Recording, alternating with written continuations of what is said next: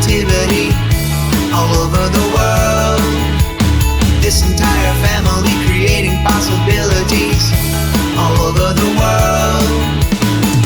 Frenchitivity, Frenchitivity, all over the world.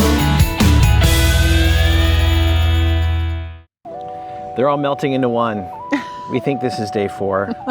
Day 4 of Motorhome Memories. And if you, right off the top, if you're looking at me for whatever reason and you're saying, you know what, he looks like he's wearing the same thing, I am. This is the team-issued Motorhome Memories Frenchitivity uniform. For the last 4 days, I've worn the same thing. Yeah? I apologize to everybody who is sitting next to me. I haven't noticed. Yes.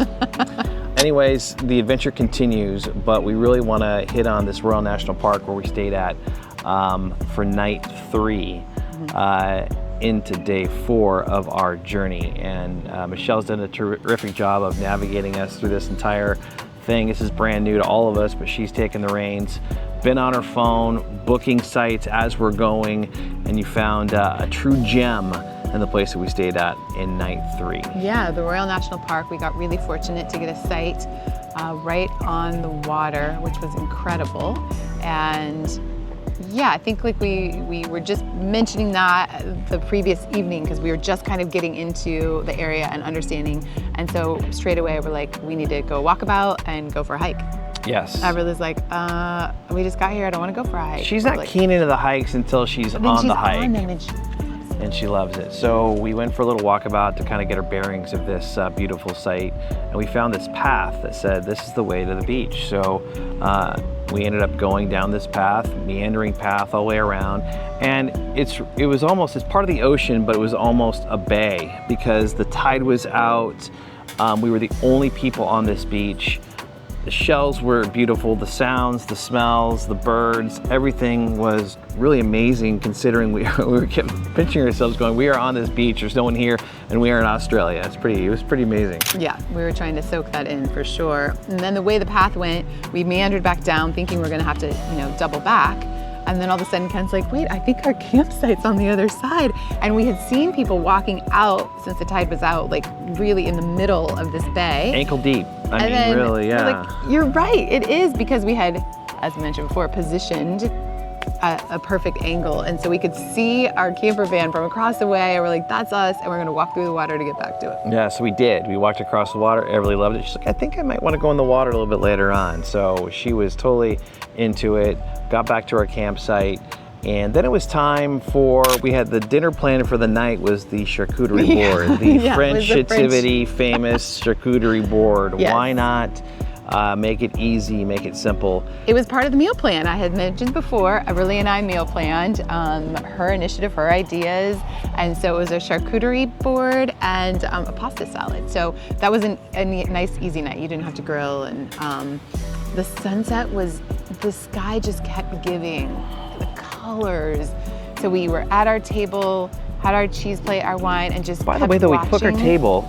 We had this incredible grassy area, but then we carried the table over this little barrier onto the sand. So we had our table on the sand to ourselves, bottle of wine, Australian wine, Chardonnay, I believe it was, with our charcuterie board. Yeah. It was awesome. You just can't get that kind of experience without doing it this way. Like having the camper van, kind of knowing how close you can get to certain aspects, being able to explore. So yeah, we're in the middle of this massive national park on this peaceful beach to ourselves, just watching the night sky turn, the colors, the purples, and then the stars. We like our stars, but no one likes the stars more than this one here. We've said before, the Starlink app on our phone to see where the planets are, where the constellations are, and it was brighter and bigger than it has been thus far. And that's what you get when you're at these national parks. You're away from the city lights, from all of quote-unquote civilization. You get a chance to really experience nature in its finest moments, and that was certainly one of the finest moments last night. Absolutely. And then we kind of, tuck ourselves back in and we get all settled for the night.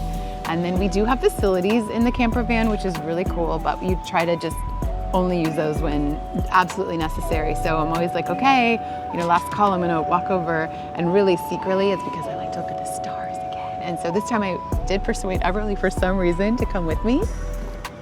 And it was pitch black. I mean, this was a real campsite. So it was pitch black, but the stars are so cool, and such a little adventure with her to like walk back through. And she's like, okay, I think the picnic table can be a landmark. And then there was this little pathway through, and she's like, I hope we don't see any wild animals. That was just like precious fun. We don't get that anywhere else. Just her and I kind of traipsing through, and just sweet memories that you get when you're camping. Yeah, and also one of the memories that we want to wipe clean from our slate is the memories of sleeping. That still continues to be an issue, trying to figure this whole thing out. Wake up with Everly in between us many of the nights. So I woke up with Michelle, with Everly. We again, this rotating sleep spaces still continues to happen here with the Maui. We're trying to figure this thing out. But we need to roll in. We're already 5 minutes in. We haven't talked about 4 yet. Day 4. We were all finishing up 3. So Everly got up at 4. At 4s, all this 4s. It's the sleeping thing, day 4, all the 4s. So she got up at 4 in the morning. And thank goodness too to Michelle. She's been pushing the hikes, which is awesome, even if you're a little bit tired. But we did find a hike called Wedding Cake. I wanted to go on a hike the night before, but I was like, that's not gonna happen. So we went on a nice walk instead. But yeah, so there are many hikes in the Royal National Park, so many. One of them that's extremely popular is this figure 8 pools, but the tide is really rough there, and there's a lot of warnings about like 2 hours not going. Too, right? It's a long one. Yeah, it's over 6 kilometers in, and it's 2 hours and hot, and there's just a lot of warnings about it. So there are some incredibly beautiful pictures, and if you go, if you can plan out the tide and go during low tide, I'm sure it's beautiful. However, there are so many other hikes, and the park kind of emphasizes that. Like, don't just come for this one beautiful thing. And that did not disappoint. So we went on the Wedding Cake hike. Wedding Cake hike, yeah. But we also went through several others because that was a higher up, and so we started on this path. It was sandy. There's a sign about all the birds you can see. And then as you kind of begin to make your turns, there becomes a point where you make a big turn and all you see is coastline and jagged rocks.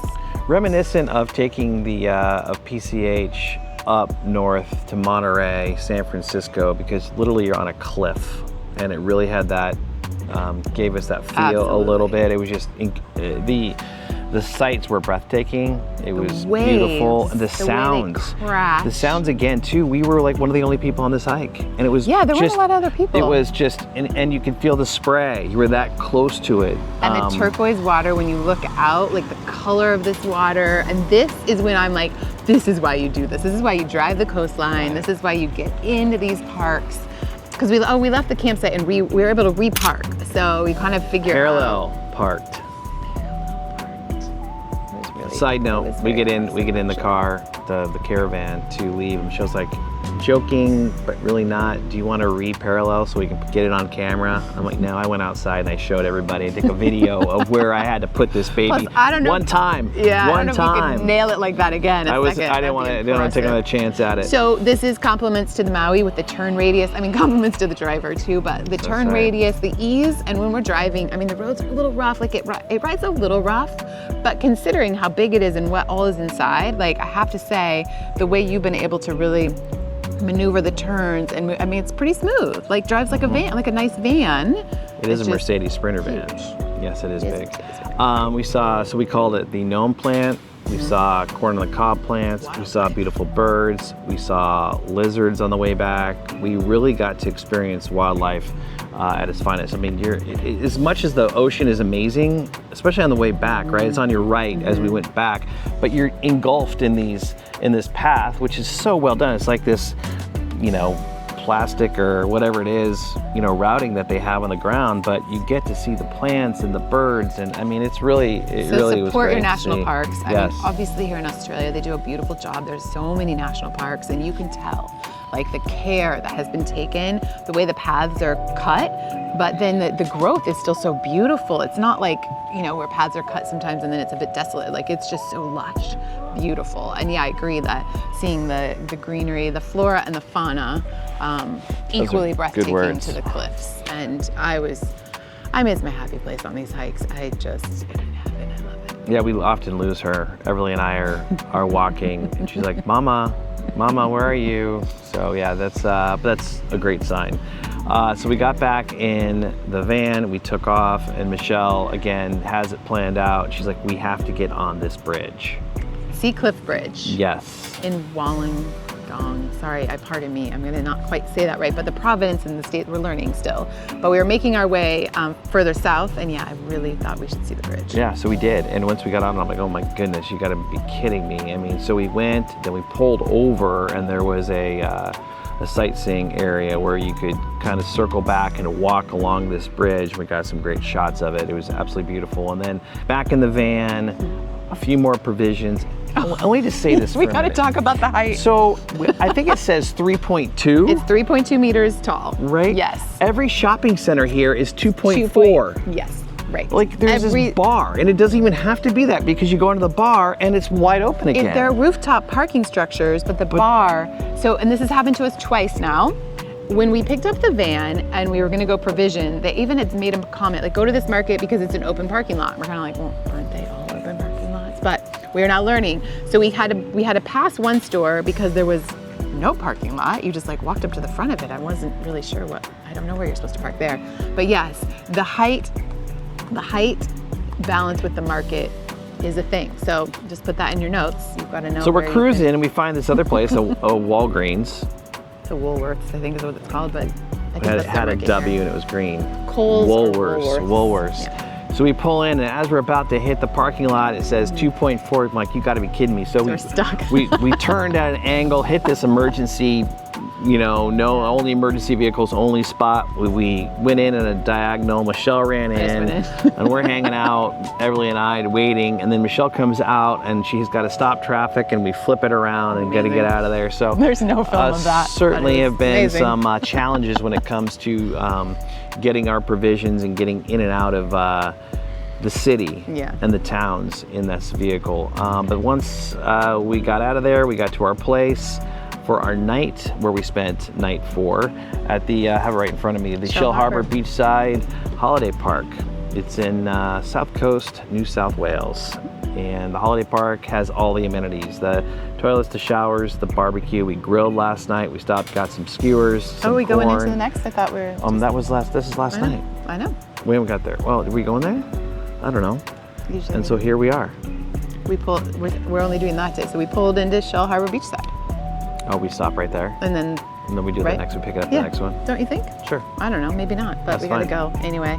We gotta go. We gotta check out. We gotta be out by 10. We're almost 13 minutes into this thing. You don't want to hear us talk that long. Nobody wants to hear that long. Okay. But now you know there's more coming at Shellharbor, so stay tuned. It's gonna be great. See you in day 5. Get to hear if we slept or not. Ha ha. Can't you tell? I'm not even taking my glasses off. Bye-bye. Everly spreading Frenchitivity all over the world. We heard there were kangaroos. Okay, so we heard there were kangaroos. We were driving in, we spotted one, we spot another one, then all of a sudden there are fields of kangaroos.